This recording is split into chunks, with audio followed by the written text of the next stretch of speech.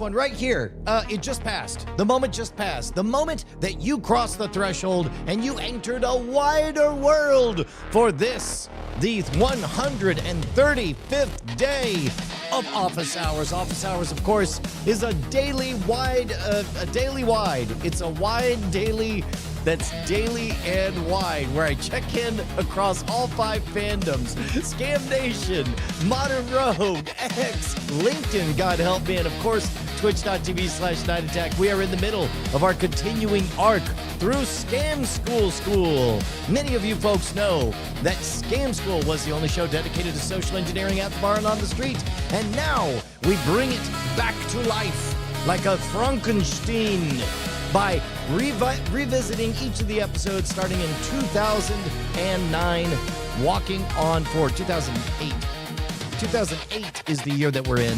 They were published on on YouTube in 2009. Here's the important part. These folks, they are the elite, the celestials, the godlike demi-beings that we know as Chat Realm, the Diamond Club. Carbon, that's just forged in the heart of a burning star. Diamonds, they are crafted under immense pressure for extraordinary amounts of times. If you guys show up with your time, energy, and effort, you get the right to flash the secret sigil, the Diamond Club symbol, next time you see me at a public event, and you will have my full attention. Today, we are up to episode 35. Man, the time flies. Stick it to them with the funnel. This was an interesting one in that we added a layer of artifice to the story on there. We wanted to... this is a way to shut down someone at the bar, and if the pitch for Scam School was about how to be the cool guy at the bar who drinks for free, we had to craft a bit of a narrative. And so, luckily, this was one of the first episodes, one of the first shoots where friendlies were showing up, like people who just, because of the early ecosystem of Twitter, they had fallen into stuff. They knew there was a shoot. They came on out. And the delightful Jared Westfall. This is the first night that I met him. We've kept in touch over email. I should look him up and see what he's doing. Oh, somebody activated the Humdinger protocol. Clean that up. What are you doing? Clean that up. Come on. Yeah, that's great. All right. Oh, you're going to make me clean it up? Is that how this is going to go? Don't make me deactivate the Humdinger. Okay, good. All right. All right, so we're going to jump in as we always do. We're going to watch the entirety of episode 35, the Stick It To 'em with the funnel. You guys are going to post your questions in the chat, and then we're going to deconstruct the entire thing. Afterwards, I'll give you all the behind-the-scenes sauce. This is a short one, just 6 minutes long. And then we'll do the rest of what we do. Here's Stick It To 'em with the funnel. This episode of Scam School brought to you by GoDaddy.com.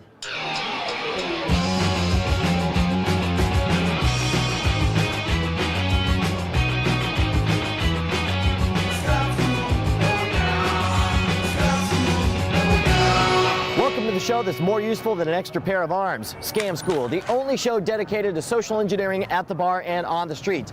And while you're at the bar pulling scams, sooner or later you're going to run into somebody so drunk, so belligerent, so frustrating, so stupid that you decide he needs to be put in his place. And when you do, you're going to play a little game that we call Best Served Cold.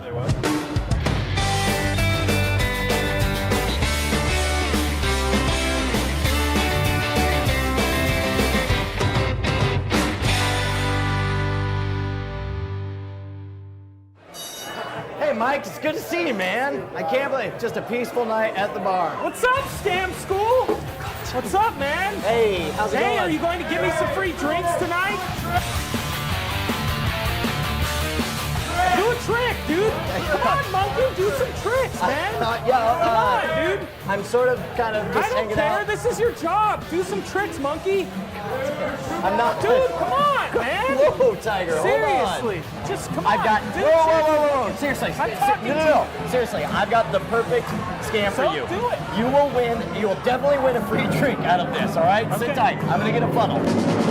All right. What's your name, Tiger? Jared. Jared? Yeah. All right, Jared, here. I'm going to get over here. You keep your distance. We're going to play a little game. Okay. All right? I'm gonna do it on myself and show you how the game works, all right? You're going to keep the funnel like this, right? And then who's got a quarter? You got a quarter, Mike? All right, no, oh yeah, that's good. I got a quarter. right, here's what you're gonna do. You're gonna balance a quarter on your forehead, and you come forward. And now I missed because it's hard. I'm gonna give you. How is this funny? I'm gonna give you 3 tries. Do this better. If you can land, if you can land the quarter, I can't do it. It's hard. Come on. If you can land the quarter in the funnel, I'll buy you a drink. Anything I want, not some lame. No, it won't be. It'll be a good drink. It'll be anything you want. Here, hook this in your. Here you go. There you go. Get it in there. Pull it tight, tight, tight, tight, tight. You can put it in your fly if that makes you feel better. All right, here you go. Here, I'll do that. All right, are you gonna do it? You're gonna put it in the fly. There you go. Okay, this is not right. All right, and you're gonna lean your head back. Here, take the quarter. Take the quarter. Put it on your forehead, and lean back. Put both hands behind your head. Put both hands behind your head. All right, on 3. Ready? 1, 2, 3. There you go. Have a great day, dude. I'm sorry. Now, obviously, pulling off this stunt is not for the faint of heart. Make sure that the person really has it coming, and best of all, make sure you have an exit strategy, because the moment you pull that off, you need to get the hell out of there. If you manage to pull off video of you doing this stunt, I want to see it. Post them at the boards at revision3.com/scam school. Any question about this scam, or if you want to suggest your favorite bar scam, write me directly at brian@revision3.com. Next week, we're going to be following up this routine by finding out whether or not flashing your brights at gang members really will get you attacked. Until then, I'll see you guys in rehab. I know what you're thinking. You want to build a fan site. Go ahead and do it. But by all means, first go to GoDaddy.com. Looking to drive viewers to your video content? Not paying us, so I get to talk over their ad. Man, if I was shooting this nowadays, I would make it a little bit more meta, put some meat on them bones, make it about the story of, let's meet Jared, let's see him be handed the role of playing the jerk, withholding that information, because that is a good payoff, and then get him all the way to the point where he gets the surprise. Oh, we changed fonts.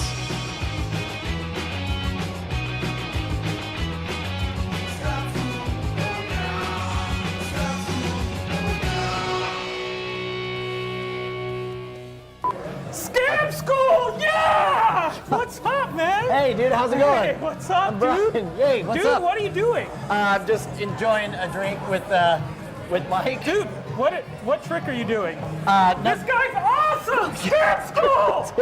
Okay, can we do another take with a little more anger? It is good to be here. Nothing but 2 guys talking. Nobody disturbing us. Hey, you're that guy from that stupid show online for that geek crap.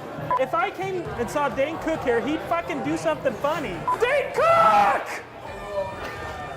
Did you just shout Dane Cook? Yeah. You may need to pull everything up. Hey, are you calling me fat, No, dude? God damn it, no. Not at all. What, do you like what you see down there?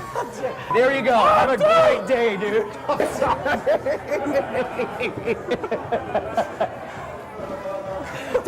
That was awesome. refreshing. Did it feel good? Yeah, it actually does feel good. Hey, real quick. I just got to make absolutely clear, the hardest thing about this entire shoot is making Jared look like anything less than a total sweetheart. We had to do like 4 takes. I'm like, no, you got to be mean. You got to be a total asshole. And he's just like, hey, will you please show me a trick? I like this show. All right, let's hear it for Jared, everyone. Oh, man, that's great. Past Brian had the same thoughts as current Brian. I love it. Man, that's great. Jared was a total sweetheart, and I'm glad that we got to the real content. I love the fact that he just shouted Dane Cook. That was a good bit. Also, what an amazing bit of foreshadowing. Also, this was, I bet we could track down somewhere in the Twitter archives. We could probably find me talking about this exact shoot. What's a good way? You know what? Let's ask a robot. I think this is a worthy thread to chase down. There we go.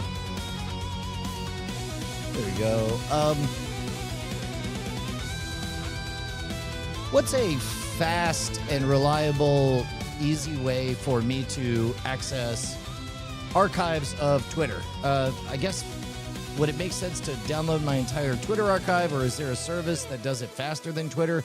we're currently doing Scam School, and I'm walking through the year 2008 when I was pretty active on Twitter, and it might be a good segment for us to revisit that time zone, that time frame, because there are some interesting things that happened during that. The necessaries for this would be, it would have to be easy to access, kind of an ongoing timeline, presented in an attractive way on screen. I'm open to doing a codex thing, but if there's an existing service that'll make it easier for me, I don't mind using that. Isn't that a wild, like, mushy middle moment that we're in where we're not, like, it used to be that you would have to ask if there's a service for a thing, but now you can just make anything, but then the trade-off is, how much time do I want to make that thing? By the way, speaking of which, the last thing we made was great. The dad joke terminal, still working. This is today's. I'm not going to click reveal the punchline. You have to do the work. But it automatically has that work it out. By the way, some of you guys don't stick around for the back half of office hours. We're slowly getting to a point where we're revealing the shape of everything. We begin with the litany of explaining to people what we're about, what we're up to, and where we're headed. We revisit the content. I reveal heretofore unheard of behind-the-scenes details, corrections, what have yous, dramas that were unknown previously. And then the back half is more present tense projects, and there's going to be a lot more of those, because narratively for this part, as we do the revisit, we haven't even gotten to, like, my first appearance on Twit that we can track down, early BB Live shows, all of that stuff. And on the back half, there's where things are ramping up quickly in terms of me getting ready to go back on the road. Speaking of which, there we go.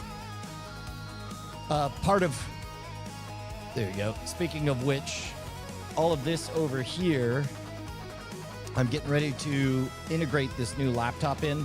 So because the laptop is going to be so key to the presentations that I'm doing, I went ahead and splurged. I got a nice laptop. But check this out. Ooh. Oh wait, no, I don't know if you can see it or not. Right. Oh. There we go. Yeah. Are you able to see that? We got the mouse without borders working on the laptop. That comes over here to the desktop. That goes over to here to the media PC. And so now what I'm thinking is this guy.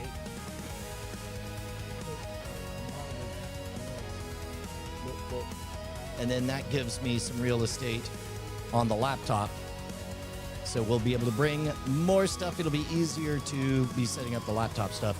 Eventually we'll hit total parity where we get essentially a full live streaming rig that travels with me on the road. And in the meantime, let's see what this says. Download the full archive from X itself. View it locally with a nicer archive browser. I would not trust a third-party service to be faster. Okay.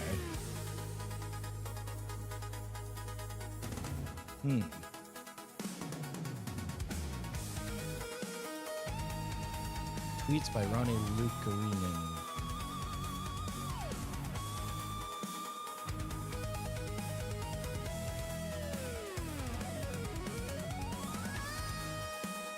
What is this?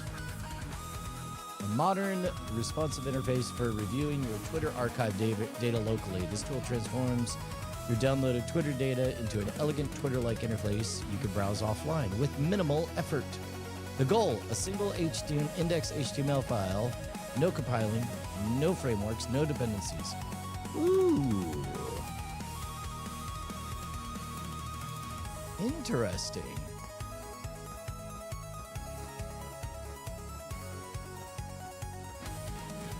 Wait, that's it? just place index.html in there? Well, get out of here. That sounds great. Okay. So, audio listeners, by the way, that's a new development. I got a message saying that there are audio listeners who'd prefer that I make sure to keep them in the loop. I just had a conversation with a robot. This is also a good case for me developing the habit of talking to the robots so that you guys can follow along as well. Yeah, that's great. Twitter Archive Viewer, version 1. All right, well, I don't know that I have the cognitive bandwidth to try doing this on the live stream, but I'll leave this tab open so I can see how that looks for tomorrow. But that is a good one here. I'm going to add plus Twitter. And now I can close the loop on the other thing I wanted to explain to you guys was that in this episode with Jared Westfall, you can see Mike Galante, who later would decide that he was up for the challenge of joining me on the road. So I put out the word on Twitter. I said, look, here's the thing. Jonathan Pritchard is moving on, and what I need is somebody who wants to go on the road. Here's the problem. It's going to pay dog shit money, but I can 100% promise with a straight face and a good track record that I can pay you in adventure. Last year, you know, maybe it's going out to do the Tonight Show. Maybe it's going out to do, I don't think I had done Indonesia yet. Or maybe I had. When was that? At any rate, I straight up said, who's up for adventure? And Mike Galante, Captain MG, yes, he was. Boy, was it a good time. He did a year, and now, and he actually, we spent so much time on Southwest Airlines that he ended up becoming a flight attendant and doing that. So now he travels all over the world. I should reach out to Captain MG. Oh my goodness, I'm so sorry, guys. I forgot to do the morning welcomes. Let's do this. Hello, Che. Hello, Kuro Mituriku. Hello, Flochinachi. Hello, Princess Judith. Dylan Theus, the old schooler, the Mike Ruler. Cliff Horn. Hawk Warley. Oh, yeah, it's Adam. Matt York, 6-4157. Make it random. Not Scary Steve. Oswald the Rabbit. There's Che again. And Cappy made it again. Thank you so much, Cappy. Appreciate it. Super Blitz. And Vincent Veldkamp is here. Fantastic. Good to see all you guys. And Lone Dog 80. Hell yeah. Tweepex. Now we're kicking ass and taking names. I'll pay you. Is pay you an adventure the new there's no pay, but it will give you exposure? I don't know, man. What's interesting is I know people like to be butthurt and grouse about exposure dollars. Guess what? Those are real things. I did. Fucking, you think I'm rolling in money doing these scam school revisits? No, I'm literally running an exposure dollar factory. But eventually, this all becomes something that is extremely, extremely valuable. So I'm actually not a fan. I understand that if you're a established tradesperson, that at some point you're being taken advantage of for your mature talents and not being compensated. And yeah, defend your fee. That's usually, if you don't like defending your fee yourself, then you can outsource that to an agent who will do it on your behalf. But the general grousing about, like, I don't know, I'm not a fan of impotent grousing. And a lot of times the boohoo exposure dollars thing strikes me as impotent grousing because honestly, it's like, dude, if it's fun and you're getting your work out there and that brings you joy, great. I don't know. But the majority of all the work I've done has been for exposure dollars. And so to hear that dismissed as a racket or a scam, I don't know. That's where I'm at. Taylor Latus. Princess Judith. G. James B. But in the case of adventure dollars, Captain MG made out in spades. And now he is Man, I got to find out what he's up to these days. I'm sure he's still flying. For all the travel and events I visit for the Your Geek Fix podcast, I pay out of pocket, but I always say I get paid in memories, like touching the Keaton Batman cowl or holding Mace Windu's saber. Yeah, dude, I think it's important to one's mental health to understand that those are valuable. And this is a bit of a hippie cliche, but I can't argue with the sentiment. Somebody said that the universe is made of stories, not atoms. And objectively, of course, that's not true. Subjectively, you ain't going to be looking at atoms in your last 10 minutes before you die. You will be running through all the stories. That's you guys have seen that clip of when I talk about, like, I lived my whole life just for those last few minutes right before I died to look back and be all like, not bad, not bad. Now, and of course, along the way, that means taking care of a lot of people and keeping a lot of promises. Hawk Worley says, most people can't afford my time, so I'm very selective on the jobs I take, and it's almost exclusively exposure. I'd rather give my friend a gift than be insulted by what they can afford. You know what? I'll tell you what. That's right, because the pushing back against exposure dollars, you know, that totem that I carry of the challenge coin, Hawk, that you cast for Founders Day is truly precious, and I haven't managed to lose it yet.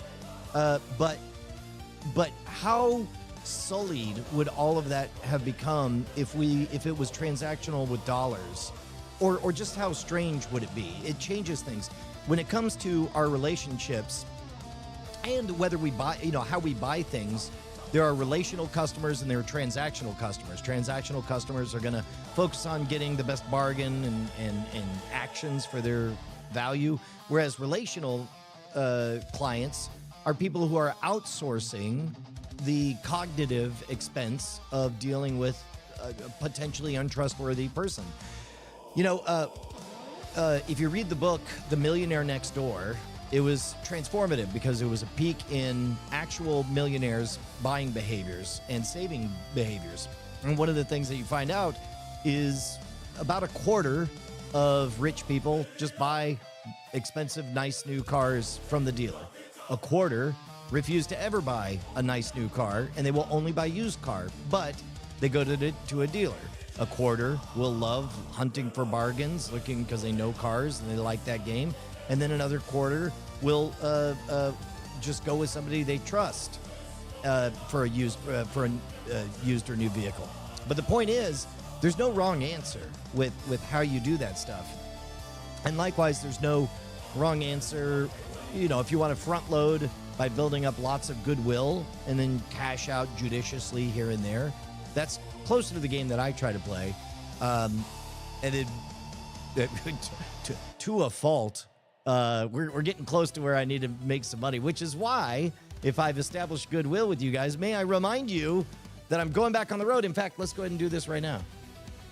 Let's do a new big nerve question. This is important enough that I'm going to put real money on it. Let's do business. Pitches. There we go. What could be an unexpected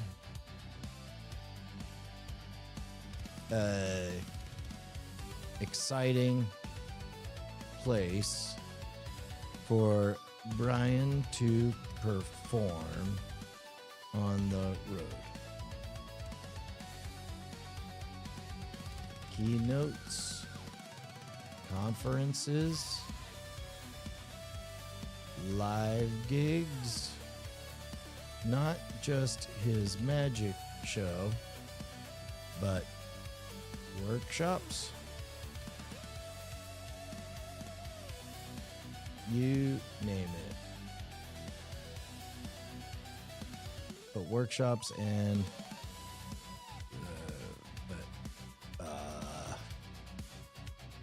but deception and security workshops.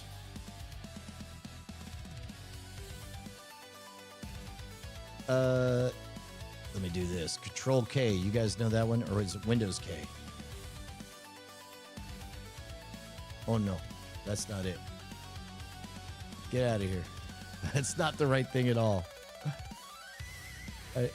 Go away. There we go. Is it H? It's H. That's what it is.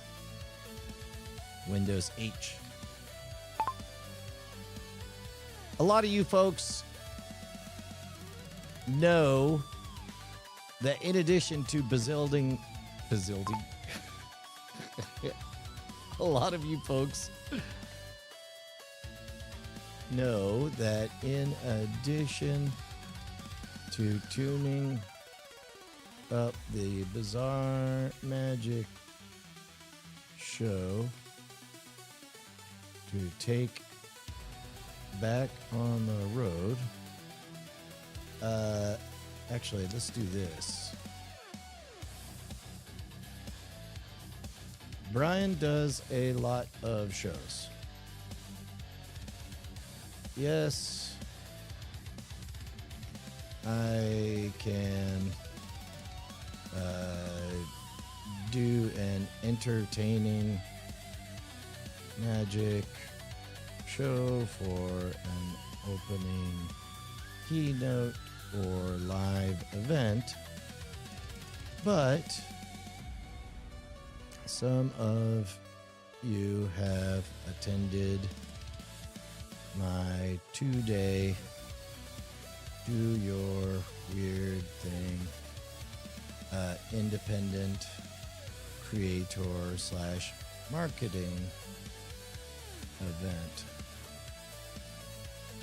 event, or have seen my wolf masking deceptive role play cybersecurity workshops. These 3 main lanes are tuned up and ready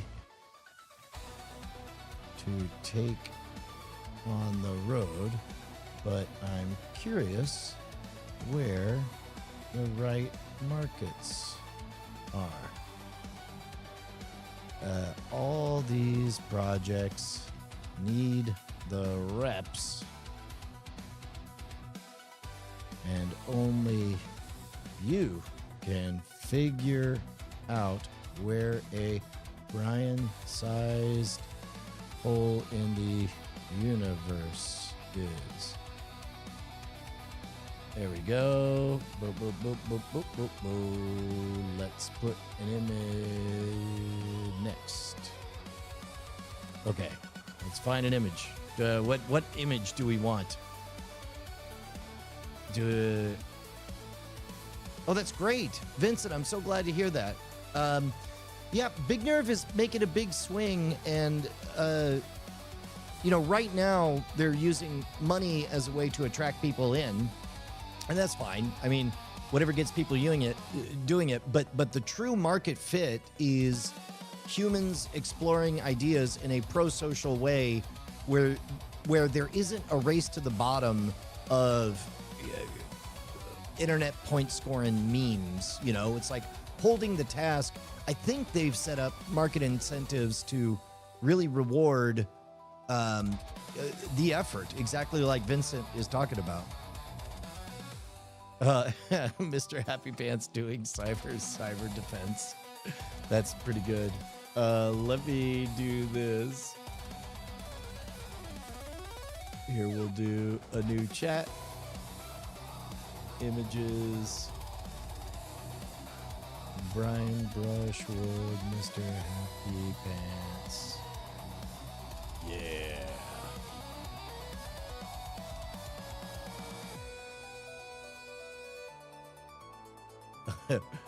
I like the fact that it says Mr. Happy Pants foreground. Let's do copy image. Here we go.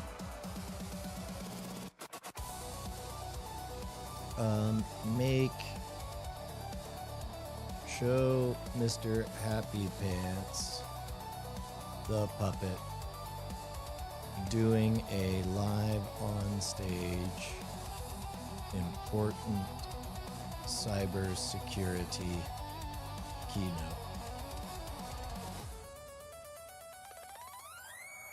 Make an image. Make an image of. There we go. Speaking of which, I got a gift for you guys. The Political Orphanage is Andrew Heaton's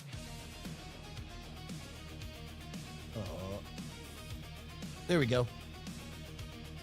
Guys, this is a very, very good hour-long talk.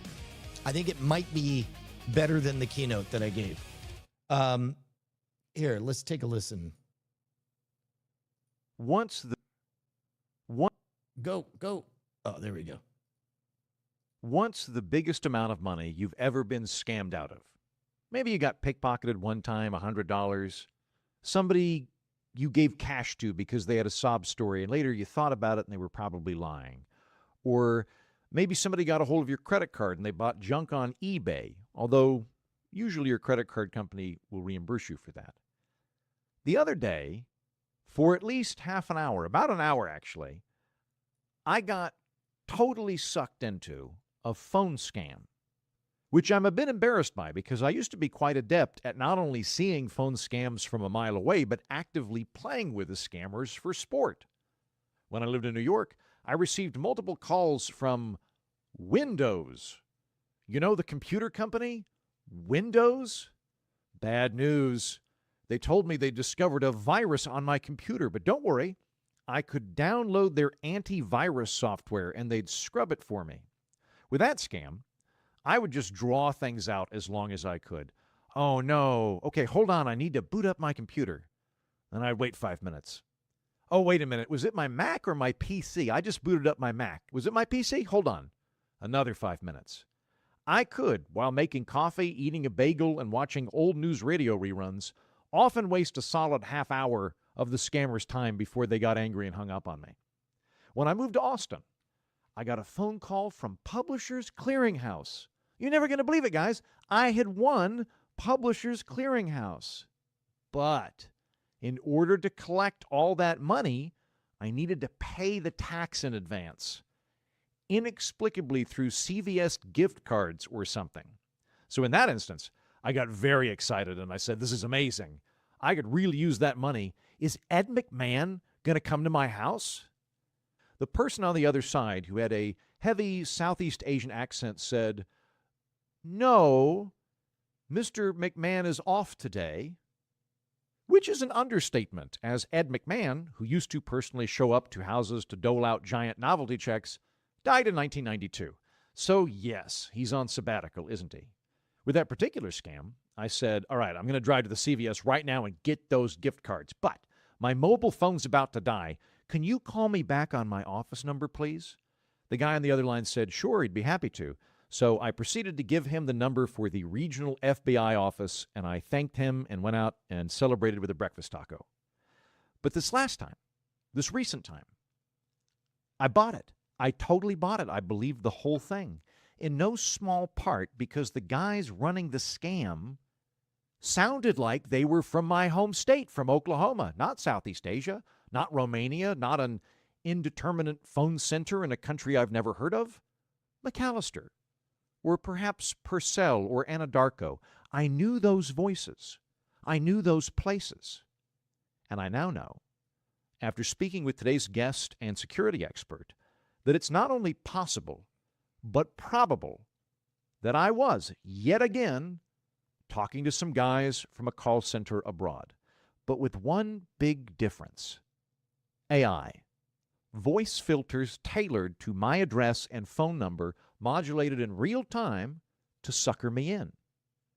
Chances are I will never know. We won't know if it was actually foreigners with robot voices or adept con men from Chickasaw. Doesn't really matter either way, though, because regardless of the reality of what I just went through, the technology exists right now, and it heralds a new era of scams, digitally masked faces and altered voices, and an army of robots with unlimited time and energy to try to take advantage of us.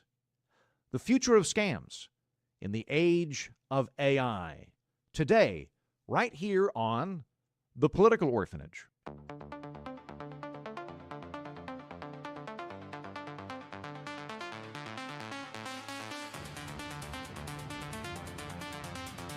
This gets to the good stuff pretty quick.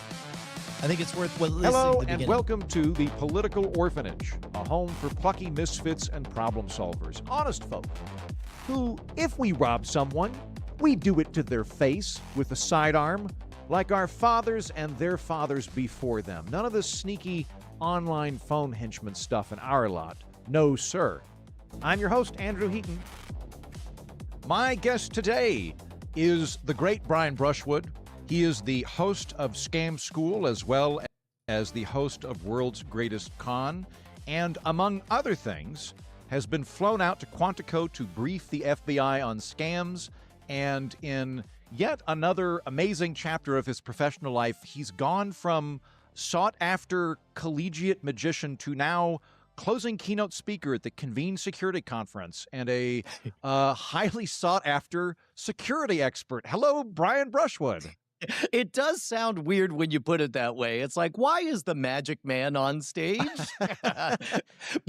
but if you remember that this is 25 years of experience in one lane deception, right? Mm-hmm. In one lane of narrative misdirection. Now, in the case of the stage show, it's for the harmless creation of wonder. But then, I don't know, around 6 years ago when I started doing World's Greatest Con, you notice that all of those skills for a good magic trick track one for one to a classic scam. And then you see similar riffs on it in marketing and other stuff.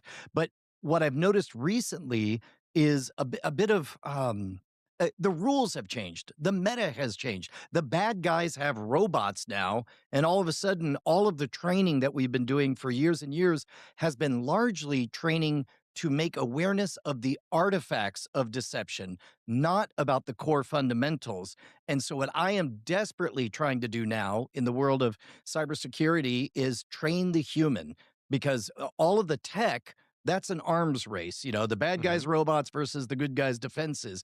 But the humans, meanwhile, have not had enough boots on the ground trying to play both offense and defense. And they're now almost all of the security apparatus out there are essentially like, here's how to be a good steward and be on defense at all times.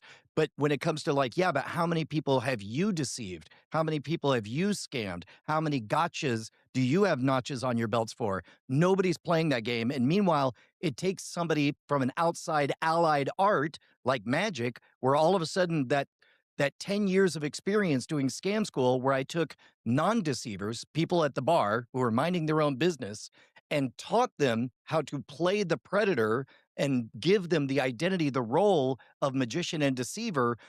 In learning that, they naturally got their defenses built I right like so this. that they can recognize it. So normally what's happening is when people are concerned about cybersecurity and phishing links at your place of work and that kind of thing, you have the HR guy sending a memo to everybody going, don't click on links you don't know. And that's coming from the law-abiding perspective. You as a magician are basically a benign criminal. You're somebody who's thinking like a criminal, but for benign purposes. And so you could come in and go, if I were trying to trick you, something I regularly do to people, this is what I would do. And that's the important part, is what I'm seeing is a complete absence in the cybersecurity marketplace for anybody to train offense, because we don't have any cultural structures for that. So right now, when there's a malicious link that somebody encounters in their job, it's only one of two circumstances. Either it's a synthetic test, a fire drill, which of course you can only get panicked so many times and you stop hearing the fire alarm go off, or it's an actual pathogen that will put the company in danger if they click on it. There is no middle ground that keeps you on guard. And so what I'm doing is I'm building a culture and a space where essentially Rickrolling. I think Rickrolling has done more to encourage cybersecurity awareness than just about anything else. Or when you and I were younger, the circle game, where if you got caught looking, you would get punched in the arm, right? And so all of these games, these structures, encourage people to play both offense and defense in a structural way, so that when you encounter a pathogen, you are not thinking about the commitment to the company. You are not assuming this is a fake test. You think that this is by somebody trying to get you, but it's a low stakes thing. It's Gary in finance trying to get you again. And so, because of that, you're well practiced at brushing it away. And as a result, those trappings of urgency, which I'm sure we're going to talk about, don't seduce you into making a mistake. Before we get into those trappings of urgency and the general psychological framework that scams rely on, you indicate a level of uh, heightened problem going on. So I just sort of assume that scams are like seasons, where someone will have this. We're going to do the Nigerian prince scam for a while, and then everybody will cotton on to it, and we're going to move on to the jury pool scam or whatever. Is it that? Is the fundamental nature of scams changing? Is AI altering what's going on? It's not just that they're faster or scalable, but the actual intricacies are changing on some fundamental level. Yeah, this has been cooking for a while and it's hit a breaking point. So, uh, uh, for whatever strange cosmic reason, I've been following both the rise of AI tools, wondering what they would be used for. And I suspect that long before we have to worry about Skynet or whether or not we're going to turn into Wall-E as a society, what we have to worry about today is that the bad guys suddenly have robots working for them. And so previously, all the pig butchering scams and the romance scams that I'm sure we'll talk about, those were all powered eventually by humans, slaves, sex slaves inside of tenement buildings. But now they're able to 10x that reach, and they don't have to worry about accents. They don't have to worry about grammar. They don't have to worry about speaking your cultural interests. They've got translation bots for all of that stuff. So all of a sudden, what was very low fidelity information. Think about a highly compressed MP3 or a JPEG that's compressed so much that it's barely recognizable. We've been teaching for years how to identify those artifacts of compression, but that doesn't matter now, because now rich audio comes. There are deepfake voice softwares that will eliminate accents, that will allow people to sound like anybody, and that's already here today. If I was a bad guy, I would be spending all my compute on having robots make friends with adult males between 60 and 65. And I would not doing anything. Just, hi, how's it going? What's going? How's the wife? Happy birthday. And because over the next few years, the technology is going to accelerate enough that it'll be SMS, then it'll be email, then it'll be voice calls, then it'll be Zoom calls. And in the case of romance, sexually explicit Zoom calls. And then 5, 7 years from now, when they're retirement age, when they're in cognitive decline retirement and have money, that's when I would cash it in, at a time when it would be inconceivable to these people that for 7 years they've been friends with a complete fabrication. That is absolutely terrifying. I'm just going to quit making any new friends right now, just to safeguard myself.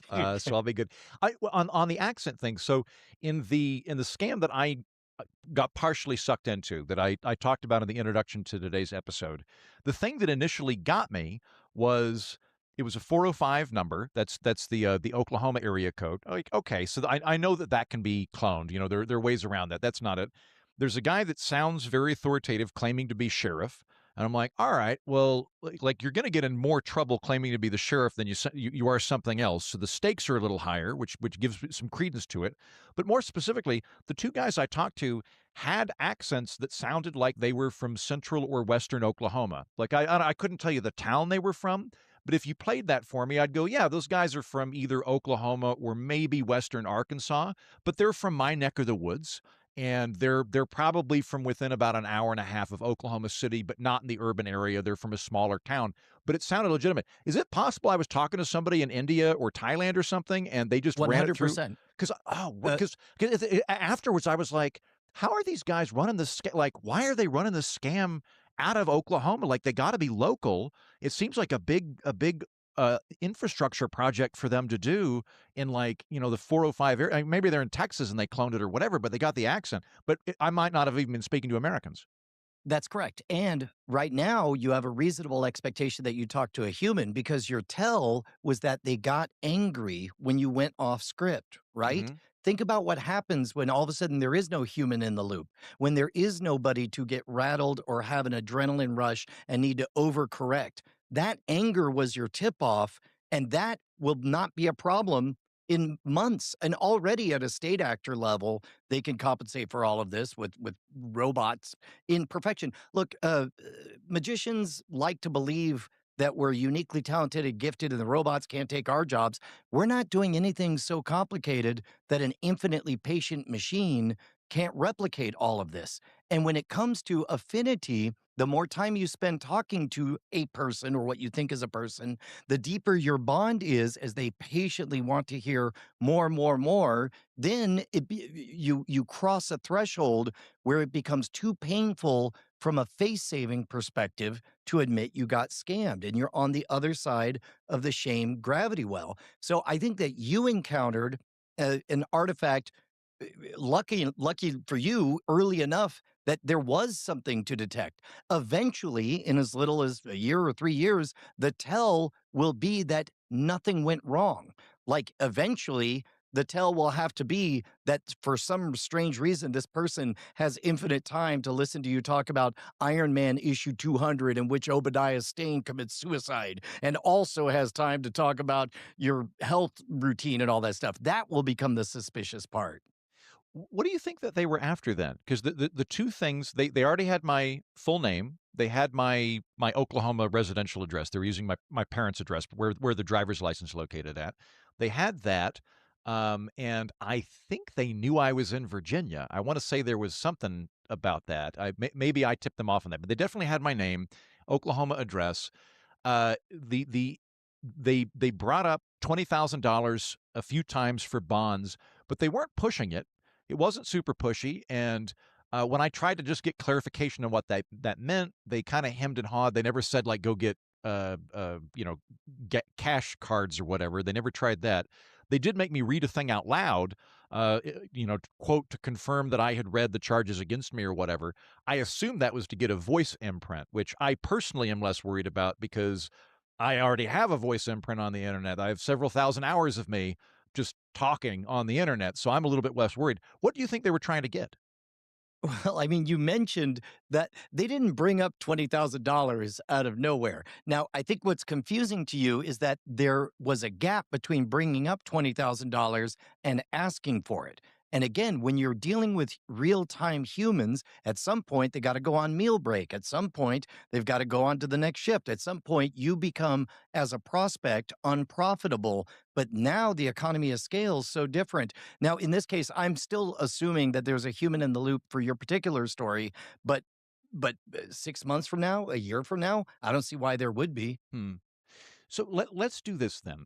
I want to work our way back to the future and talk about what AI things are on the horizon and what we can do to gird our loins against them and some of the like current scams that are currently happening. You brought up pig butchering. I've heard this phrase several times. I initially thought it was literally a scam to buy stock in a pork company. I do not gather based on context that is correct. But let's go ahead and get some kind of general basics down before we move into the contemporary realm and the future realm. So just in terms of these online scams or phone scams, what are the psychological moves that the scammers are relying on fundamentally for it to happen? You brought up urgency. That sounds like a part of it. That is one of the easy to detect parts of it. But the part where there's a one-for-one overlap with magic is that both if you listen to the first season of World's Greatest Con, we talk about the importance of that first impression tableau. And the core power that the con man has is the gift of asymmetry. For that casual first 15-minute bumping into someone encounter, they may spend 6 months of researching exactly how to make it casually and effortlessly look as though this is a moneyed princess who just happens to need your help for whatever. But the important part is there's a gateway moment where the spectator, in the case of the magician, the mark in the case of a scam, auto completes the picture and inserts themselves and takes the initiative. It's that is the important part. And then once you have that, then you get them in their own headspace. You build up the value. You let them build an incorrect map of reality. For example, in your phone call, that they began with whatever story it took, but at the 30-minute mark, you had a map of your understanding of reality that was not accurate. And the Those longer guys that did not exists, understand federal protocol or the separation of jurisdictional powers. And that started to cripple things. Well, Yeah. and in that case, so in your case, to be honest, it was a lucky break that you happen to stumble. You happen to know an artifact of how their story is incomplete. That's because there's still humans in the loop. It's about to get even better now. So, okay. So the core fundamental thing they're doing is taking advantage of what we already assume in order to interpolate themselves into our minds. So, like in my case, when I heard you didn't show up to a jury summons, I was like, oh crap! Like I have an Oklahoma driver's license. Technically speaking, I am eligible for jury duty. Like if they called me and really pushed me on it, I would legally have to do that. Maybe I missed it.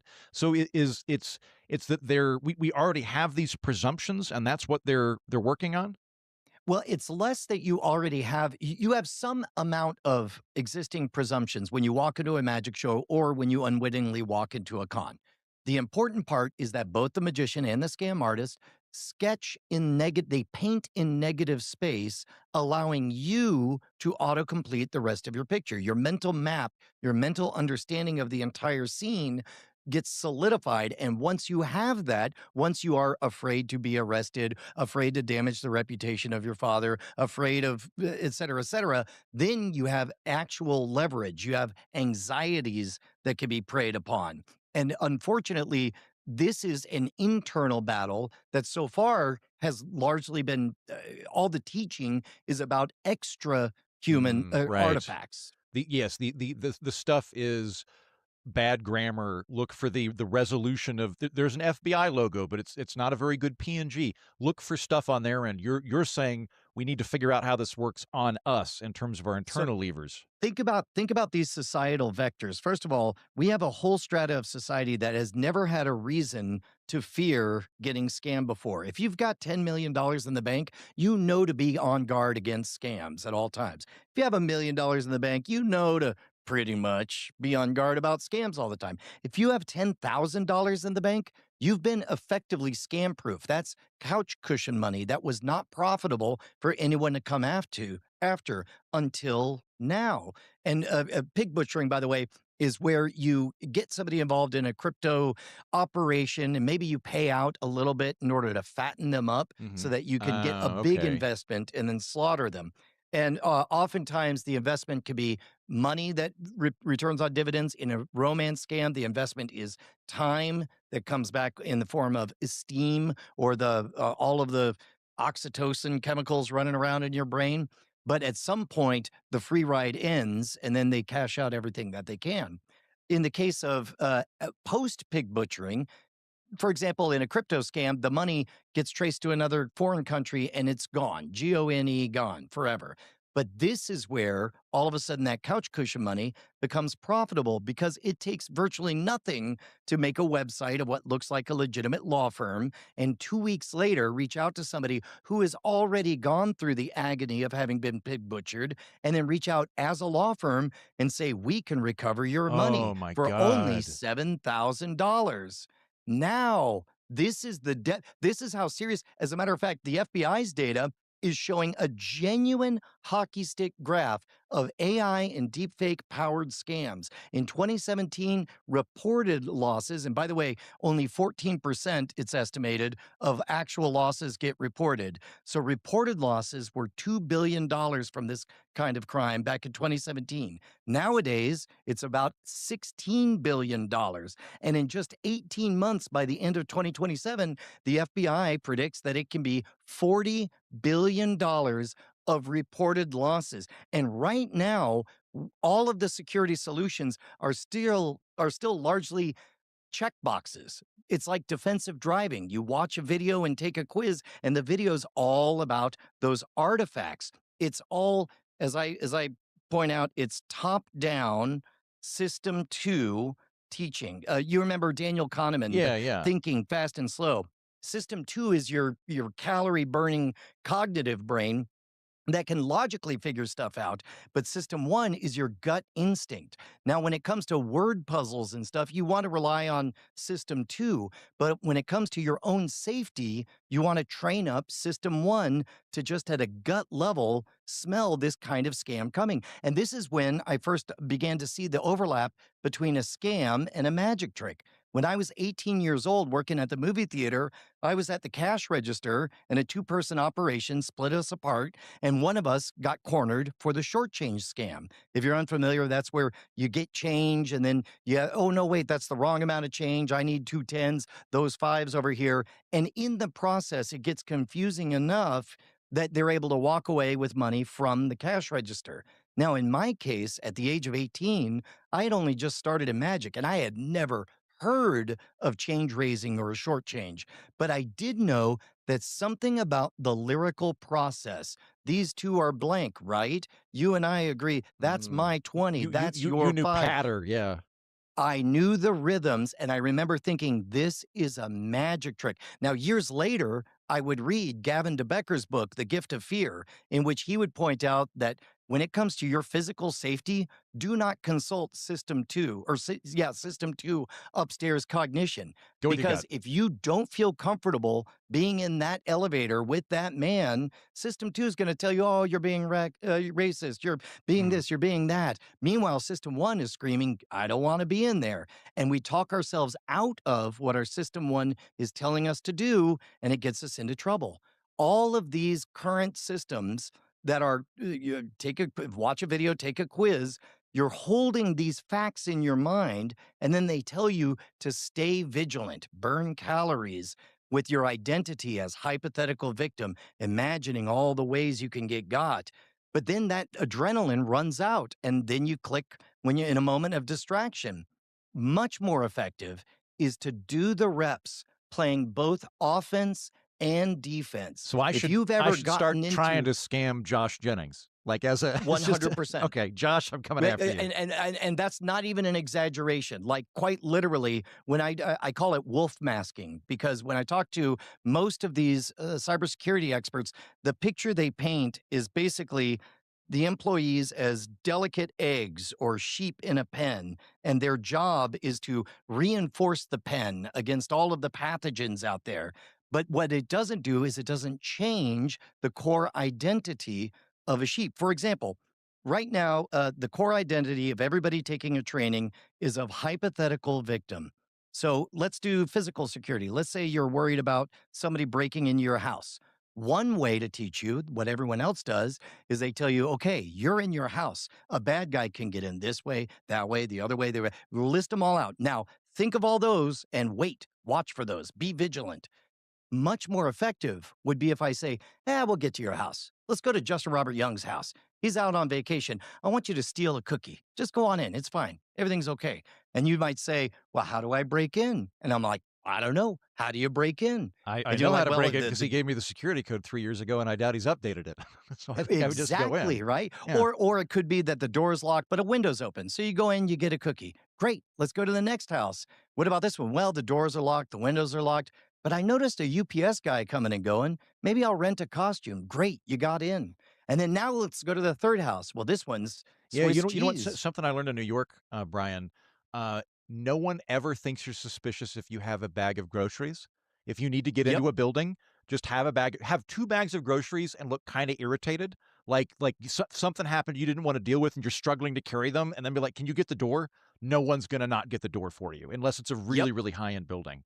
Okay, before we get into more of the contemporary stuff, I just want to isolate some of these psychological internal things that we're dealing with. So in my case, I count maybe 4 factors that I was having to process as I was going through my thing. One, there was moral culpability. I am aware I really ought to update my driver's license, and that I had not done that. That was improper, not illegal, but improper, and could result in accidentally not doing jury duty, which would be illegal. So there was a certain level of, I have done something bad. Uh-oh, I got caught. There was a level of urgency to it because I'd been told that I am in I don't know what the terms are, but in a state of active felonious extradition or something like that. The stakes are high because I was told, like, no, you are a criminal until we get this sorted. We think we can do so without you having to go to jail, but if we don't, you will have to go to jail for 48 hours as we get this sorted. And there was also a level of secrecy. They slipped in there this because you were in this this accidental upside down illegal world in which you were temporarily a felon, you may not speak to anybody other than your attorney. Most people don't have a specific attorney on this. I do. I could call up Paul Townsend, but he's not in Oklahoma. I don't have an Oklahoma attorney. So, but that little bit there was just to make sure that I didn't speak to anybody like you that would go, oh, well, this is clearly bullshit. And just keep me. In fact, they were going to keep me on, according to them, because I had to be under reconnaissance the entire time. I could not hang up the phone. I had to be on the phone with them until we resorted the issue. Otherwise, I was on the lam, for lack of a better term, thus precluding me from being able to talk to anybody and work things out. So, like, those are the things that I felt while I was on the hook. Yeah, well, and so that's why, in general, instead of chasing any particular artifact, um, you should notice that feeling of having been trapped. In this case, it could be a physical set of restrictions. It could be a set of restrictions of communication modalities. For example, your phone gets taken away or whatever. Or it could be, in your case, a set of narrative restrictions that bind you to restrict levels of communication. This is the other thing. We talked about how most folks haven't had a reason to be on guard against scams. Even worse, we're coming out of a 5-year cycle where we've primed everybody to believe that Zoom calls are a high fidelity form of conversation, which they absolutely are not. On most of my Zoom calls, about halfway through, I ask, probably until I said these words, it never occurred to you that I'm not actually Brian Brushwood. And because we haven't encountered enough of that, and the deep fake, there's enough legitimate use case, whether it's sales reps wanting to match the ethnicity of the people that they're selling to, whether it's people who want to put on digital makeup, whether it's people with disabilities who want to present as something other than they are, there's enough legitimate use cases for all this deep fakery that it's not going away. There is no asking people to turn off the digital paint. So instead, we have to find other ways to have that common ground. For example, one thing that people often say is, oh, I come up with a code word. I think that's a terrible idea because that is hinging your entire trust architecture on one compromisable bit of data. So that was my exact plan, by the way, Brian. I'm glad you brought that up because my plan was I called after this, I called the courthouse. I called just make sure I was I was rattled enough that I was like 20% maybe so, but called the courthouse. No, I'm fine. Called my parents, was like, hey, this scam just happened. If somebody calls you and says that I'm in jail, I am not in jail. Do not, be on guard for all of that. My thought process was we need to come up with something, particularly if the goal of that exercise was to get a voice imprint of me, which anybody could do. I'm on the internet. I've a podcast. Anybody could make a Heaton voice clone at this point. So were you to get a recording that said, Mom and Dad, I'm in jail. This is a recording. I can't respond to this, but I need $20,000. Please, please, please. I beg of you, whatever the thing is, right? My thought was, well, we'll have a code word for this is a legitimate exercise. I actually mean this thing I'm talking about, and a code word to say I am under duress. Do not believe what I am saying. You're saying no for this. Why? Well, mainly because it requires too many layers of abstraction. You've got your parents who, let's say, even when they're running at 100%, now they're dealing with a distressing narrative. Let's say they're down to 30% of all their brain cycles. And in that, we want them to hold on to a nested set of code words and to remember the code words and. Well, meanwhile, narratively, they because it's a cloned voice, all they have to do is insert the forget about that. I've forgotten the whatever. Yeah. This is important. Now they could just press an emotional lever button because you'll notice like, Mom, I'm sorry. I know we've got a code word, but I forgot about it, and they're gonna put me in jail for a week. You have to do it right now. Yeah. Okay. Instead, what needs to happen is this is why traditionally a lot of companies tend to think of HR as, or some people think of HR as morale or lawsuit mitigation. HR needs to be thought of as critical security.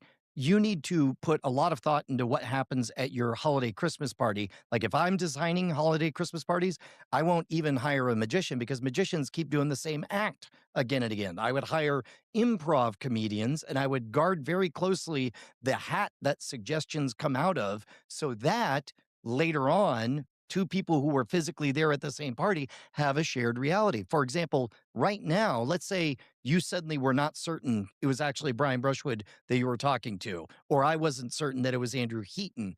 I would engage in a bit of mobster talk. I would obliquely reference maybe something particularly spicy or private, or ask like, "Oh man, what was the name of that incredible it was like a blood oh, you know what? Actually, I'll do this right now. There was one time that you violated or thought about violating your no booze rule that year you took a break, Uh-huh. but it was a very good exception. Uh-huh. Do you happen to remember? And now at this point, you know what I'm talking about. Yep. But here's what I want you to do. I want you to answer me in a satisfying way Yeah. without ever giving the details of what it was. Tell me, Uh, mobster talk me so that I know that you're thinking of the same thing. yeah, Brian, I know exactly what you're talking about. We all went out to lunch, and our friend had a tasting for some very, very old stuff. And That's exactly right. one of That's them was from the year the Lusitania went down, and I thought, okay, I'll break it for this. This seems like a and reasonable thing. Yeah. now what just happened? Now that was a robust handshake. There is no conceivable way that an outside entity could get access to enough of those vectors. There's nothing that was posted on social media. Everything was so oblique and it was never a public story. Wait. So and wait, yet, can I ask you? Because I might have mentioned that on the podcast. Entirely possible, right? As well, podcasters, that's we're fine. kind of we're kind of exhibitionists. So could, like, if somebody were really really dedicated here, could they make an LLM, upload every transcript of every podcast I've done, and then have a Heaton AI clone actually say that to you? Like, is it possible Uh, that they could? it is, but at some point, you know how like technically there's no reason that a starship can't go the speed of light. It's just that as you get to that 99.999, it becomes you just need all the energy in the universe to Okay. go a little bit farther. So at some point, it takes all the calories of the sun in order to power enough compute where it's like it would just be easier for it to Got it. be Okay. Right. another human who was there. There's some okay. So okay, in the instance that we were talking about, um, there you know, if mom, there's a gun to my head. I don't remember the code word. Give me the money. We know the code word's now out the window, right? Presumably Yes. under one of these scenarios, my guess is at least presently we might get to that point where somebody could actively do my voice. I think at the moment you could absolutely do it as a recording. I don't think it's No, common to. real time, real time. That's there. It's either here. It's certainly here today at a state actor level. It's here today at a if you want to spend money as a corporation level. The only question is when does it hit folk grade level, as Perry Carpenter That's puts it. apparently coming then, right? So that like Yeah. brace ourselves for that. There will come a point where I, Andrew Heaton, might call somebody and go, "Hey, this is so embarrassing. I'm at an airport in Paris. I'm really stupid. I need $300. I'm going to take you and your wife, whatever the thing is, right?" So that's coming. So in that instance, if it's a live call, you have to do the verbal handshake and go, "Hey, you got kicked out of the Shriners. Did you guys ever resolve that?" Or whatever the thing is that they'd only know. What if it is a recording? So like right now, where we haven't entered that folk grade yet, what you could do is you could make a recording of my voice, make it a little bit grainy, and say it's a pre-recorded message from the county jail. And that way, there's no risk of having to call me out or interact with me. You just hear the voice. I think this is a scam right now, where people will get, particularly older people, will get a message from their grandchild, which is probably a generic child's voice, but it's quick and it's like, "Grandma, I hit somebody with my car, and I'm in jail. I need $20,000. Please send it to whatever." Right. So, what should somebody do if they just get that recording of their loved one and that's all they've got?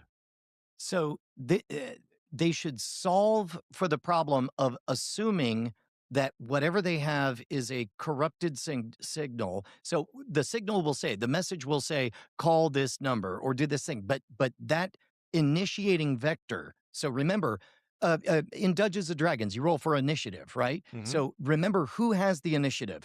If somebody and again, I say remember, but that's all system 2 stuff. What you want to do is rehearse, and so at a gut level, wait a minute, am I just calling the number that a random person called and told me to call? So instead, I'll tell you a separate story.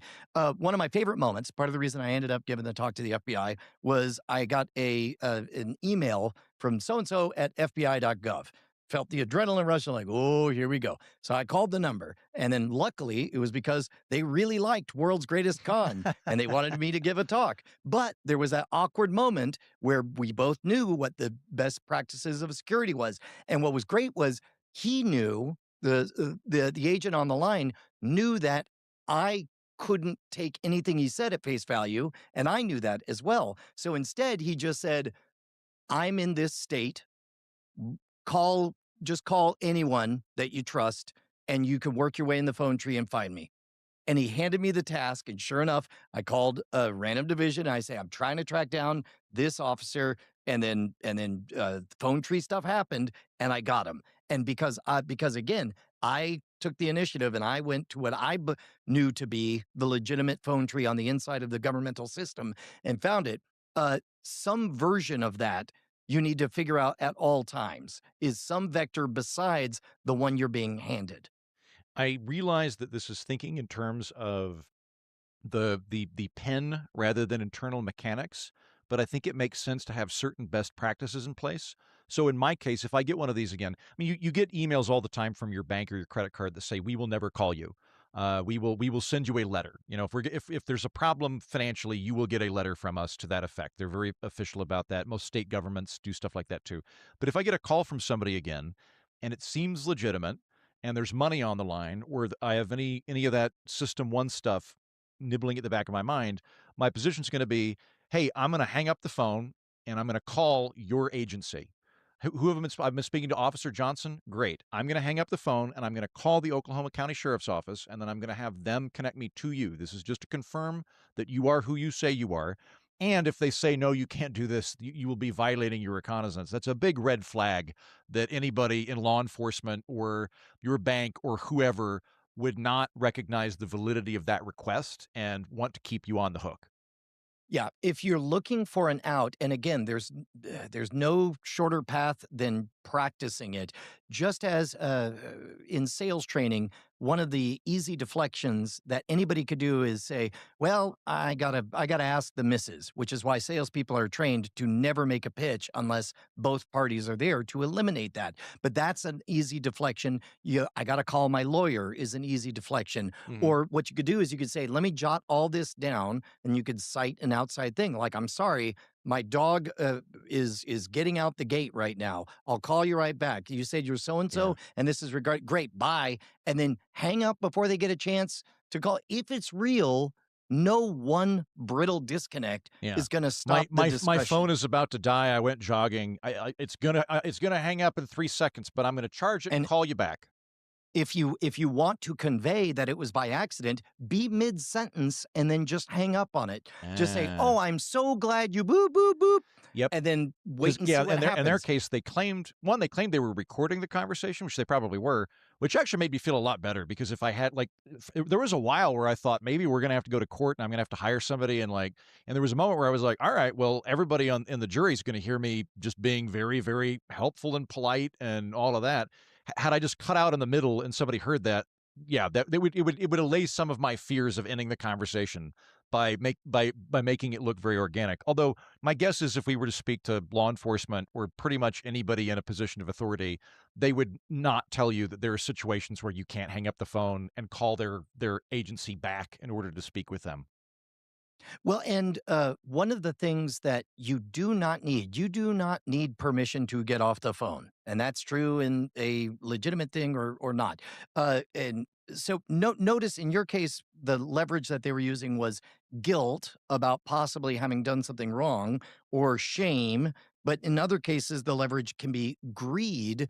But the important part is to understand, and this is the core thing, never do anything while in state. This is good advice for relationships, for business thinking, for financial decisions.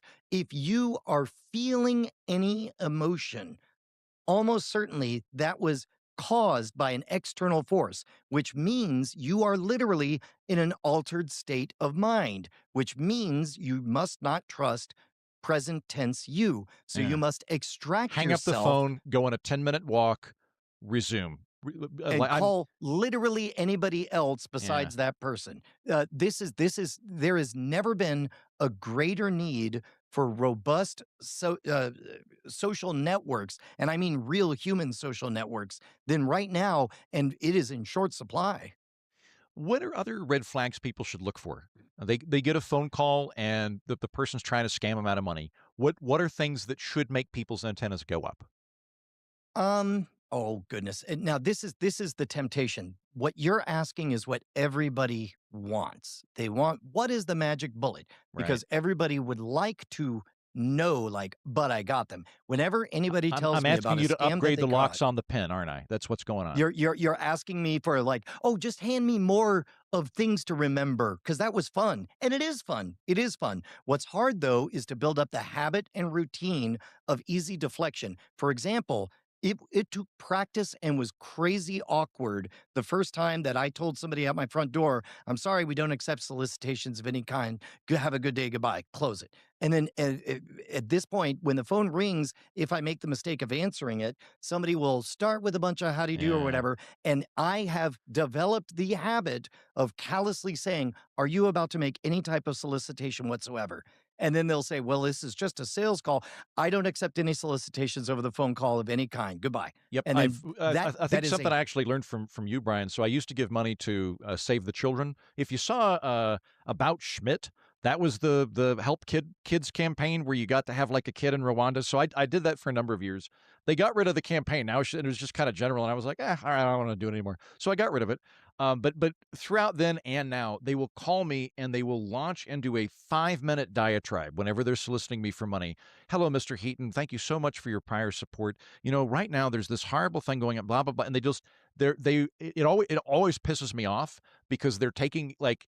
Despite the good things they're doing, I know what they're doing to me, which is taking advantage of my politeness. They know that I am not going to interrupt them. And so they are able to get through a 4 to 5 minute thing. And so one of the things I think I learned from you is I go, hey, I'm so sorry. I got to drop my kid off. I'm gonna. Is this just a pitch for money? Yes. All right. I'm gonna have to let you go. But I come up with a polite reason that I am able to break the cycle.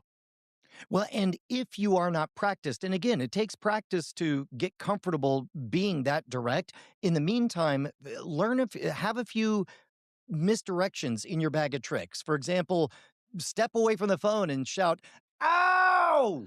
And then when they stop talking, you're like, "I stubbed my toe, I stubbed my toe, I stubbed my toe," and then hang up. And Yeah. then just like however awkward it is, it doesn't matter, but break their pattern. Pay attention at all times who is in charge of the conversation. You could tell they have a groove, they have rails. If they're the ones with initiative, understand you are on defense. And if you're on defense, then you need to establish parity by changing the rules of the game. And of course, but again, this is all just a vague sense that you have. You have to learn to sniff out whether or not somebody's doing a magic trick on you. And I can't tell you like if they pull out a deck of cards, it's a magic trick. Like think about that. What if Yeah. the question was, how can I know if someone's doing a magic trick on me? How can I know It's if like, somebody's well, lying is to there me? a coin involved? How do I know somebody? Yeah. Yeah. Okay. How about this? Let's say that I'd gone.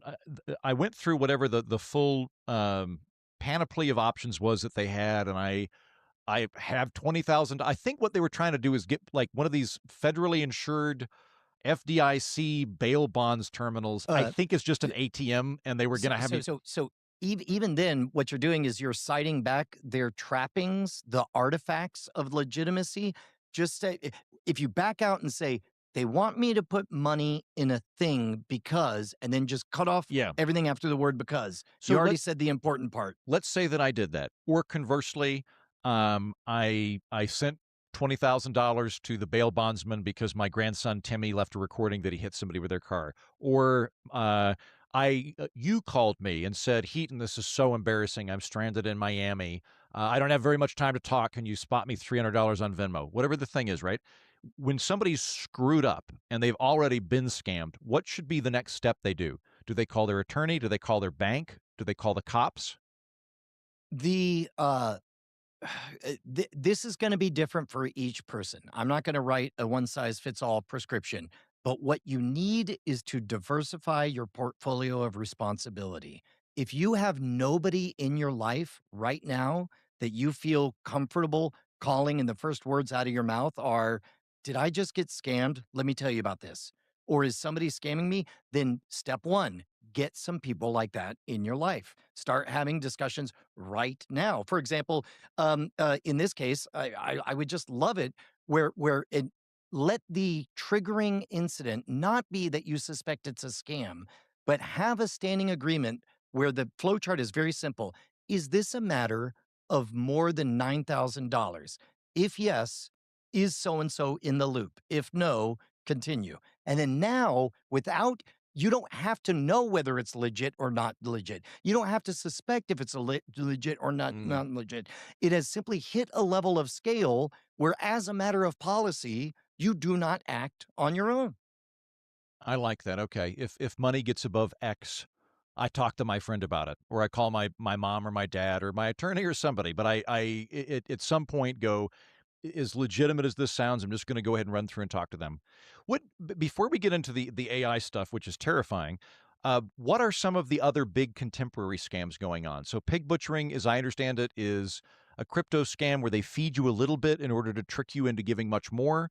And then the Yes. dastardly part, they trick you into paying the money to try to get it back by pretending to be attorneys. That's crazy. What other big scams are people like? It used to the Nigerian prince thing is the prototypical scam for people of my generation. What is the lay of the land right now? So, just in general, now, again, this is a little bit like you're asking for specifics so that you could get the dopamine hit of feeling protected against the thing. But the real answer is look for gaps, arbitrage, and low fidelity communication. So think about it. Usually there's some system, if they're playing on greed, it'll be some system where if you could be flexible on your morals, then you can get an outsized payout in return. That's arbitrage, right? Mhm. That's like, oh my God, I could take one Bitcoin and make it 20 Bitcoins. Let's go. Likewise, think about those MP3 compression, the JPEG compression. Is there a narrative or logistical reason why communication is restricted in some way? Is there a narrative reason that you should not be reaching out to your outsized brains, whether it's your family, whether it's your extended friend network, or your trusted person that you don't handle anything more than $10,000 without? That is another gap in there. Whenever you smell those trappings of black boxes, then be on alert and figure out a way to get the problem outside of your head where you will go to work. If you feel yourself going to work to complete the narrative of a thing and telling yourself a story, whether it's to flex your morals for social status or what have you, then you know that should be your alarm. Okay. So let's now turn to AI and the future. The bad guys have robots, as you note.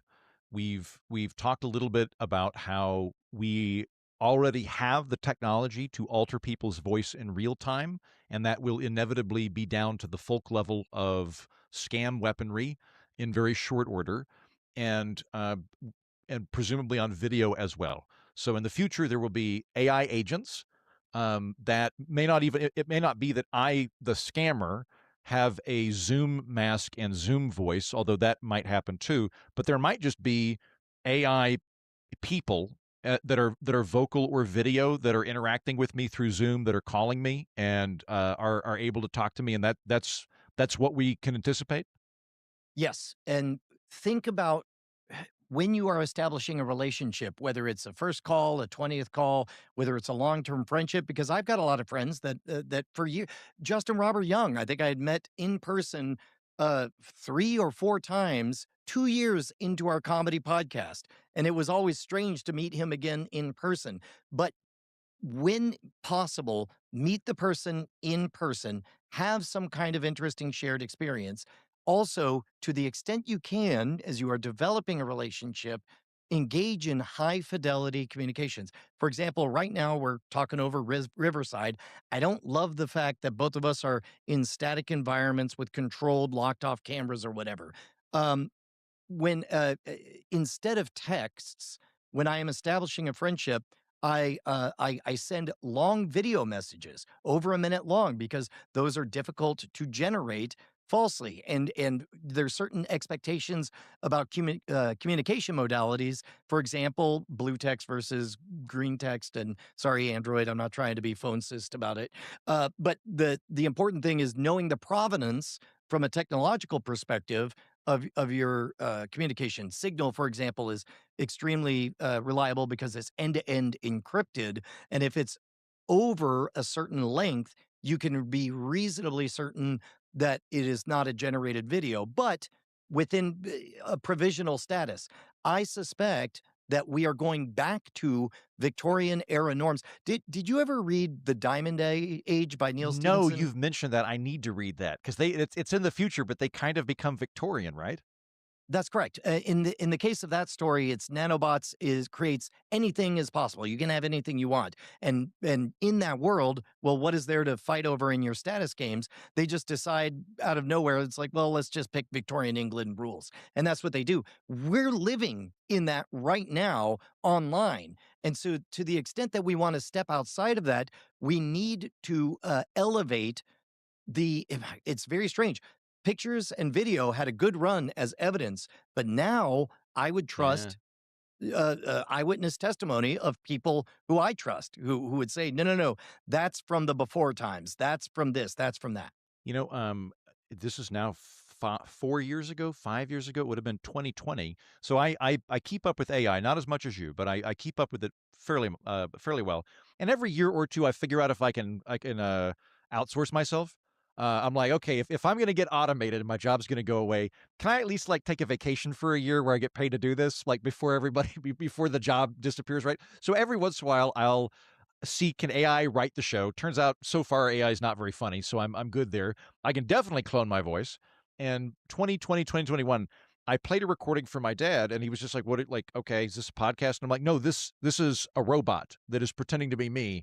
I've never said these words. I didn't even write them. I had ChatGPT write this in my style, and then I fed it through Descript that as a clone of my voice. You're hearing something written by a robot, performed by a robot, pretending to be me. And his face just fell. And you could see, Dad as a judge, you could see in this moment, he was like, there's that. Everything just got redefined. Like now, like whenever we bring in any audio testimony, I am going to have, I don't know the specifics on this. We didn't really talk about it, but presumably he's thinking I'm going to have to rely on very specific levels of forensic expertise that can confirm that this is actually a real thing and not and yeah. So like you're thinking we're going back to the eyewitness testimony and my word is my bond. And I like, Well, and Brian says he will saw be it. a And I trust place. Brian as opposed to I saw a video of it. Well, and there will be a place for forensic provenance to be proven in a court of law for matters that are of that level of importance. But on day-to-day stuff, I think that personal relationships and who do you trust are going to be increasingly valuable. As a matter of fact, I did an episode of The Modern Rogue with Perry Carpenter, of chief strategist from KnowBe4. We created an LLM scam bot that just duplicated my voice, and then we called my dad, and it just said, hey dad, I'm doing a comedy thing, I need you for comedy reasons to tell me the name of the high school you graduated from. And he gave it. We deceived dad with a scam bot, and that was a 0 to 1 prototype with folk grade technology. You have to assume perfection. So right now, what is deeply satisfying is to see those artifacts. It's a bit like, remember the masked magician specials where Yeah. they would show a trick and then reveal how it was done? Deeply satisfying. Unfortunately, after 3 seasons of that, you were no closer to being foolproof than before. You only had the illusion of learning how things were done. It was deeply satisfying to close the loop, but in no way protected you from being fooled. Likewise, all of these little tips of like, watch for the broken English, watch for this or that, those are not where the real deception's gonna be coming for you. Um, with your dad, that's freaky. There was a Brian Brushwood LLM. Was it acting in real time? So this wasn't somebody had Yeah. a clone of your voice and they're talking to your dad, but it's going through a filter. It's that there was a Brushwood bot that has your Yeah. voice and it was talking to him in real time, pretending to be you. Yeah, let me do Here, I'll play for you the audio of it, and Great, yeah. you can hear. Yeah, there we go. This is the very beginning right here. Here we go. Level right now where you and I can create essentially a nation state grade attack when it comes to deepfakes. So for this improv game, I need to know the name of the high school you went to. Just the name of the high school, Dad. This robot's on a mission to get one key bit of info from my dad. Oh, sorry. And but yeah, that's the opening of the episode. We built an LLM. We gave it instructions to extract that information, and when Dad would start to follow a different narrative thread, it would guide him back. It's like, hey, Dad, I'm live on the air. You got to give that to me right now. Did you call him on your phone, or did you call his landline using some other number? I called his cell phone from my cell phone, but again, when companies get taken, the call's always coming from inside the house. Yeah, At some point, some minor piece of equipment got compromised, Yeah. and that is where I'm seeing the weak spot, because it is hard to train up humans in this stuff. Take it from a guy who spent 25 years trying to teach non-magicians how to become magicians. It's really hard, and you're constantly pushing uphill, and nobody wants to do it. They want those easy aha. The secret is mirrors. The Well, secret plus is smoke. you could clone the voice number or the phone number, right? So like in the instance where I was getting scammed, the point at which I went, officer, I'd like to go ahead and hang up this call and call the Oklahoma County Sheriff's Office. He went, no, we have a insert jargon here protocol. I'm going to have the sheriff's office call you. I'm going to be on hold. Don't hang up the phone, but they're going to call you. I got a new number. Googled the number, and it is the Oklahoma County Sheriff's Office. The reception was horrible, which I assume is part of that they were having to run it through some, multiple tube system or whatever happens. But they were able to clone the actual sheriff's office number. If that were in my phone, it would have popped up as the sheriff's office. So presumably then somebody trying to scam your dad could clone your cell phone number and use your voice. So it's not like that was a unfair thing for you to do for the scam. A scammer could do that. Yes. And in fact, if you are relying on the fact that when the phone rings and it says that name, then again, you're relying on brittle infrastructure. Wow. Okay. Uh, Sounds like we're becoming Victorians there, Brian. I think we'll wrap up here in a moment, but it sounds like what you can believe based on what you hear and see. I mean, we're seeing this with news too, right? So like at the time of recording, we are bombing Iran. There have been prior to that, there was protests going on in Iran, and you'll see various footage of like these are people walking past body bags, and that's because somebody wanted to show, look how evil this particular regime is. Then you'll find out later that's actually an art installation in Berlin. It happened, but it's taken out of context. So what you thought it wasn't that. Not even with AI coming into it yet. But now that AI is happening, like yeah, we're living in a world where if you see a video, it doesn't necessarily mean anything. I mean, you and I play around with Sora all the time, and I'm bullish on AI. I find it very fun. I like doing Sora videos. I think it's the last fun form of social media is you and me making Tom Merritt tap dance for our amusement on the Titanic or whatever. So I like it. But there was a moment where I was talking to you and Justin where it's like, oh, weirdly, also plausible deniability is back. Like Yeah. there was a 20-year period where prior to cell phones having phones, if you had a really bad day and you said something truly nasty at the airport or at a restaurant, it wasn't going to ruin your life. Maybe people would think you were a dick, but it wasn't going to result in a nationwide mob hunt for you. Then we all got mobile phones with cameras, and it's like, nope, we all have loaded guns pointed at each other, be on good behavior. And now it's like, if something crazy came out, like you could just go, no, that's clearly AI. I didn't do it. I've never even been to Milwaukee. Like, nope, not me. Yeah. Here's what I think we're headed towards is the best defense that you could possibly have is quite simply pay attention to your pronouns. If when you think about scams, if you're thinking and talking about what they could do to you, then your entire framework is broken. What you need is to be talking and think about how you had done it, would do it, will do it, did do it. That is the fundamental shift. And that's what I'm trying to do with these wolf masking games, where I took a bunch of. Did I tell you about the Clemson pilot program that I did? No. So I went on shortly after having this epiphany that very few people are thinking like magicians out there.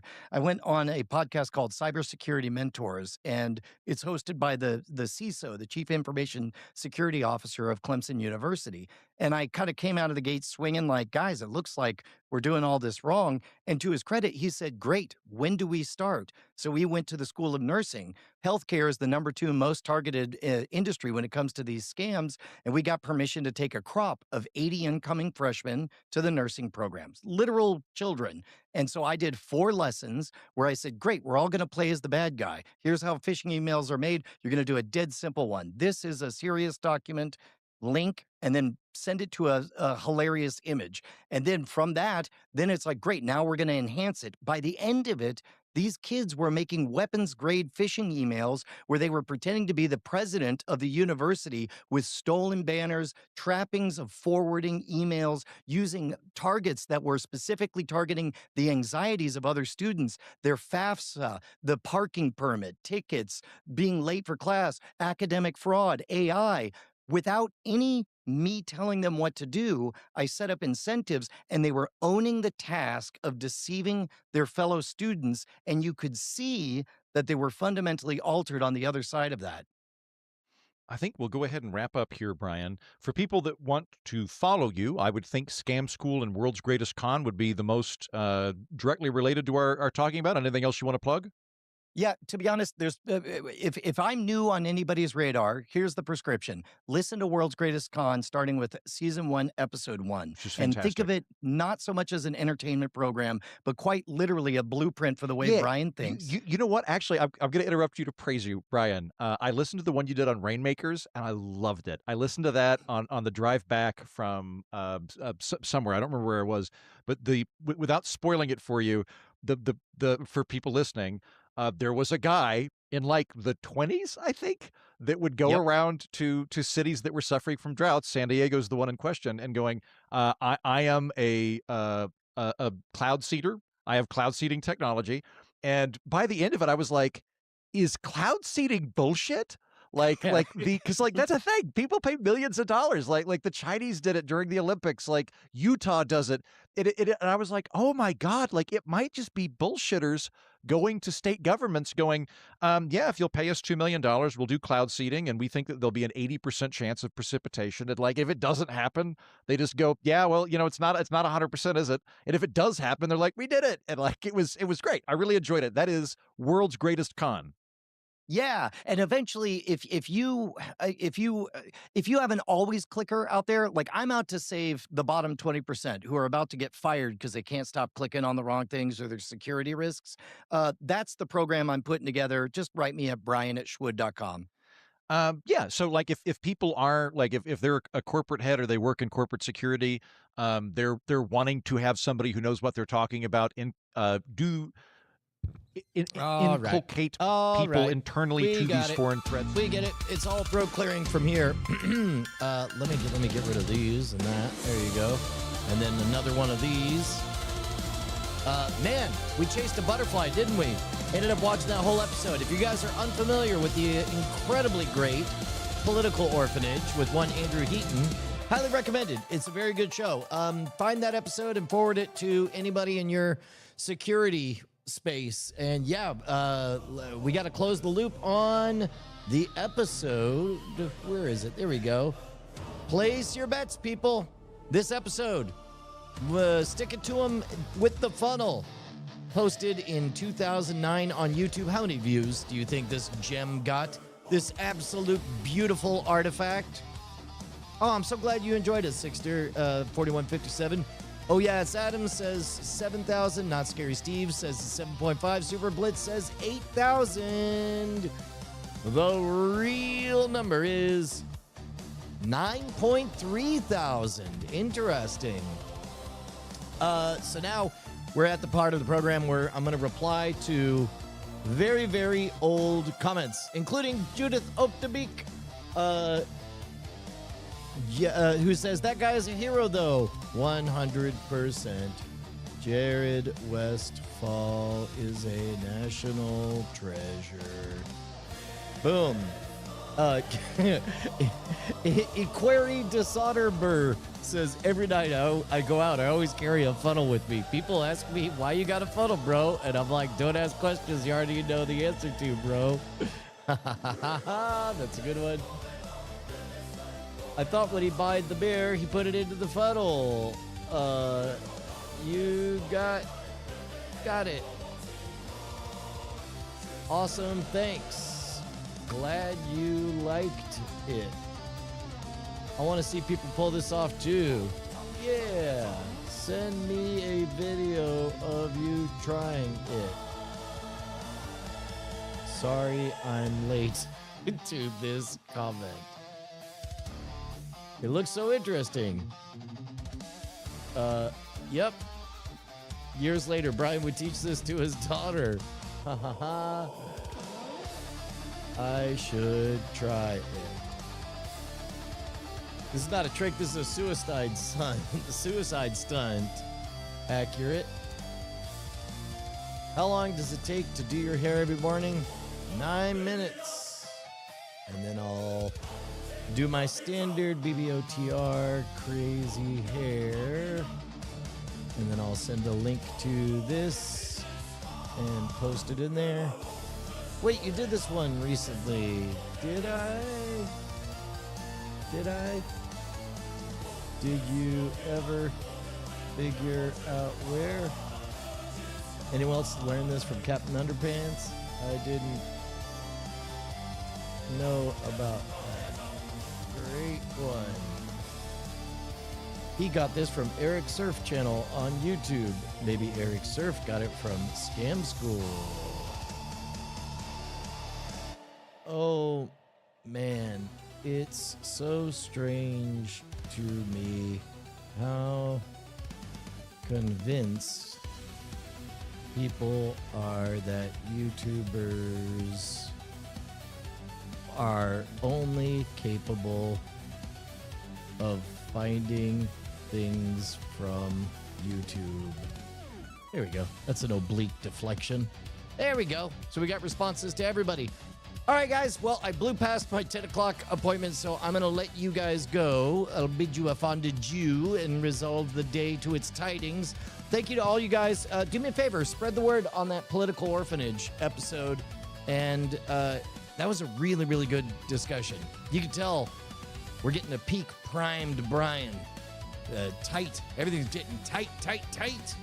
All right. I'll see you guys later on. Have a great day, gang.